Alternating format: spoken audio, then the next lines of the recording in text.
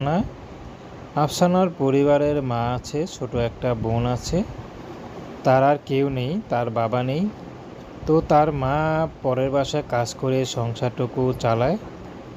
আফসানা দেখতে দেখতে বিয়ের বয়স হয়েছে, বিয়ে শাদী দিবে, কিন্তু অভাবের সংসারে আফসানাকে কে বিয়ে করবে? যারাই আসে তারাই শুধু যৌতুক চায়। এই জন্য আফসানা এখন ইউটিউবে এসেছেন। যদি ভালো একজন মানুষ পায়, দায়িত্বশীল, তাহলে হয়তো আফসানা তাকে বিয়ে শাদী করতে রাজি থাকবে। তার বয়স চেহারা যেমনই হোক, তাতে কোনো আপত্তি নেই। কারণ বয়স চেহারা দিয়ে সংসার হয় না, সংসার হয় দায়িত্ববান পুরুষ দিয়ে। যে পুরুষ দায়িত্ববান হবে তার সাথে আফসানা বিয়ে শাদী করবে। সে গরিব হলেও সমস্যা নেই, তাকে শুধু 3 বেলা ডাল ভাত খাওয়ালেই হবে।